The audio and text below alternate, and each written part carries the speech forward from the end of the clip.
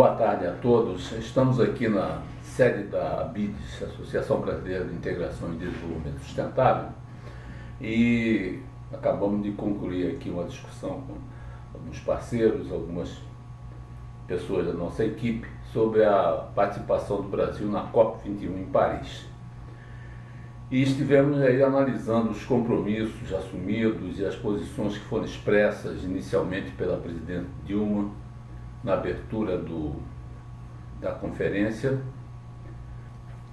e constatamos que existem alguns estudos prévios realizados pela ABIDES e algumas conclusões desses estudos que têm uma implicação direta com essas metas e com esses compromissos. O Brasil assumiu o compromisso de redução de emissões até 2025 de 37%, tendo por base as emissões do ano 2005, e de 43% até 2030. Isto equivale à redução de aproximadamente 1,28 bilhões de toneladas em 2025 e 1,15 bilhões de toneladas em 2030. Bem, nós já tínhamos feito um estudo prévio calculando qual seria o adicional de emissão das termoelétricas que entraram a partir de 2012. Consideramos as emissões adicionais das térmicas convencionais que queimam carvão, óleo combustível e óleo diesel, que são combustíveis fósseis, portanto fortes emissores, e também as térmicas a gás natural, que embora emita menos, mas também emitem um percentual razoável de CO2.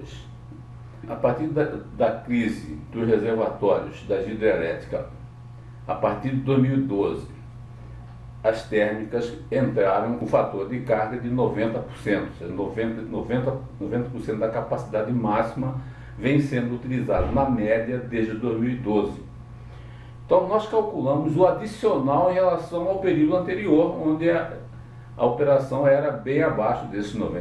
Né? Então descontamos a média que vinham operando anteriormente e só consideramos a diferença para esses 90%, e consideramos então um cálculo até o ano 2020, 2012 até 2020, com a perspectiva de que não haverá redução, e o histórico tem mostrado isso, que de 2012 até 2015, esse comportamento está se mostrando uniforme. Então, portanto, não há expectativa de que vá haver uma redução, a menos que aconteça uma mudança drástica no regime de chuvas, né? E nós calculamos que essas emissões adicionais, elas chegam a quase 500 milhões de toneladas, chegam acima de 500 milhões de toneladas por ano, né? Isso em 9 anos, 2012 até 2020. Ora, fazendo uma comparação com as metas de redução de 2025 e 2030 anunciadas pelo Brasil, em relação à meta de 2025, esses 500 milhões de toneladas de emissões adicionais das térmicas equivale a 70% do compromisso brasileiro. Em relação a 2030, representa 60% dessa meta. Então nós já comprometemos previamente, né, praticamente quase entre 60% e 70%. Isso considerando que nós consideramos o adicional somente até 2020. Ora, se nós consideramos até 2030, e nada nos indica que a matriz energética brasileira vai mudar o seu perfil, até o Plano Decenal de Energia, publicado pela EPE, Empresa Brasileira de Planejamento Energético, indicam que a matriz energética vai variar muito pouco nesse perfil, em relação, por exemplo, a outra questão que está sendo colocada é que devemos ter uma participação de 45% de energia renovável na nossa matriz energética até 2030. Ora, hoje nós já temos quase 42%, então falta somente 3%, isso é muito pouco em relação à redução de emissões. E até mesmo, se nós considerarmos o plano decenal até 2023, vamos ver que a variação das fontes térmicas, da queima de combustíveis fósseis, né, participação dos combustíveis fósseis na matriz energética, ela cai somente 0,8%, enquanto que a participação das energias renováveis cresce 0,4%, nós vamos ter uma variação de 1,2%. Isso é muito pouco em relação a todos esses impactos que nós estamos citando aqui, como, por exemplo, a das térmicas convencionais que estão operando nesse regime de 90% de fator de disponibilidade, né? Então, se considerarmos ainda de uma forma mais pessimista que esse perfil da operação das térmicas convencionais vai se manter até 2030, nós vamos anular praticamente todo esse compromisso de redução de 43% das emissões até 2030. Isso é muito provável de ocorrer. Por quê? Porque se olharmos a matriz energética, vemos que ela se mantém praticamente inalterada. E com isso tudo, existe um fator complicador que tem a ver com uma segunda questão, que é a questão do desmatamento zero na Amazônia. Esse é um outro compromisso assumido na COP21. Claro, o desmatamento zero ele é uma meta bastante audaciosa, difícil de ser atingida, né? Nós sabemos que o Brasil não tem um sistema de controle tão perfeito assim que permita eu zerar, né, o desmatamento ilegal que existe por aí. Nós sabemos como é que isso ocorre, né? Nós que estivemos lá recentemente em Mato Grosso, a gente sabe como é que funciona, né,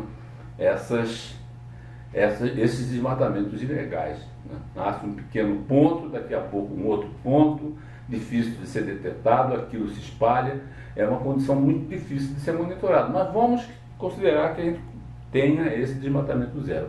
Isto ainda é pouco. Primeiro que nós temos que já partir do princípio que vamos ter que cobrir todo esse compromisso dos 43%, não vamos ter mais que compensar somente os 43% das emissões de 2005. Vamos ter que compensar também um valor equivalente nas emissões adicionais das térmicas. Então, o jogo está zerado. A gente consegue compensar os 43%, mas esses 43% são anulados pelas emissões das térmicas convencionais que estão operando nesse regime de 90% de fator de disponibilidade. Ora, nós tivemos do ano 2014 para o ano 2015 um aumento de 16% no desmatamento da Amazônia. E nós defendemos a posição de que o desmatamento acumulado é que é importante. Não adianta eu ter uma redução, por exemplo, de 1%, 2%, ou reduções menores, como ocorreu de 2005 para cá, né? Se eu mantenho um desmatamento, mesmo que seja de 10%, de 5%, mas que esse acumulado, como a gente pode ver nesse gráfico aqui, essa linha azul, mostra o desmatamento acumulado. Esse desmatamento acumulado, ele é que vem causando as mudanças climáticas que está afetando o regime de chuva no Brasil, está afetando a questão das hidrelétricas, dos reservatórios das hidrelétricas, que não estão conseguindo captar água e obrigando então as térmicas a operar. Então vê a interconexão entre o desmatamento da Amazônia e a questão das emissões do setor energético, né, principalmente pelas térmicas convencionais, isso sem considerar o setor de transporte, que é o maior emissor e que não vai mudar o perfil. O Brasil não vai da noite para o dia deixar de usar óleo diesel no transporte, portanto, onde nós poderíamos mexer, que seria no setor elétrico, a geração mais limpa, né, menos geração através de usinas termoelétricas convencionais, queimando óleo diesel, queimando carvão. Nós vemos aqui então que esse acúmulo aqui, ele causa um efeito, claro, de maior emissão de CO2 e também diminuição do fluxo de ar úmido para a região Nordeste, para a região Sudeste.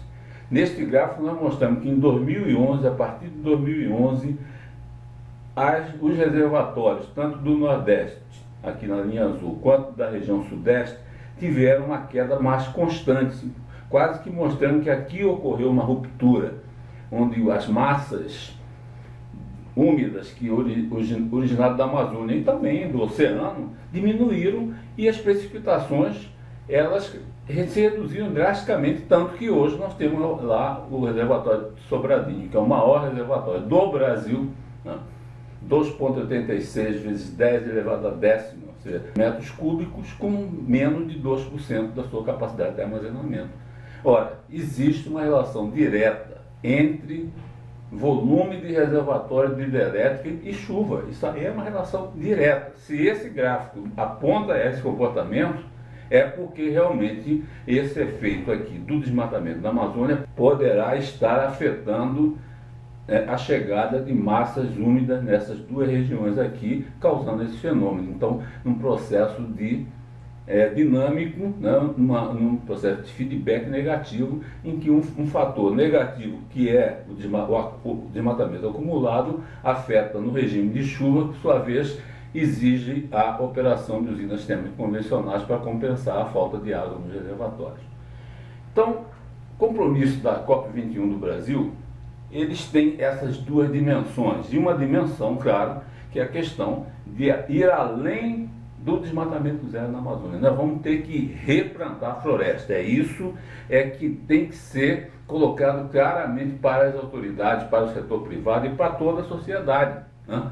Que não basta o desmatamento zero, é necessário reflorestar, plantar mais árvores.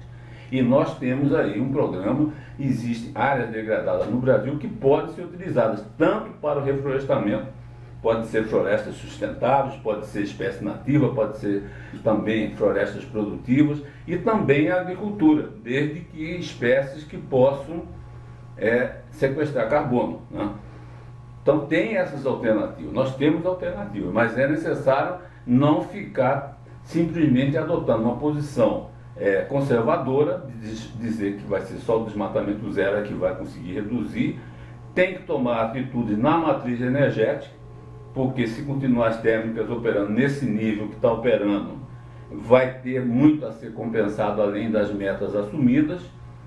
Então é uma estratégia nova que tem que ser construída, além da que foi assumida na COP21. A questão da matriz energética, temos que pensar a questão nuclear, é necessário pensar que usinas nuclearéticas, elas não emitem CO2 e podem reduzir o nível de operação das usinas térmicas convencionais de uma forma significativa, replantar floresta nativa e resgatar, recuperar as áreas degradadas com culturas adequadas.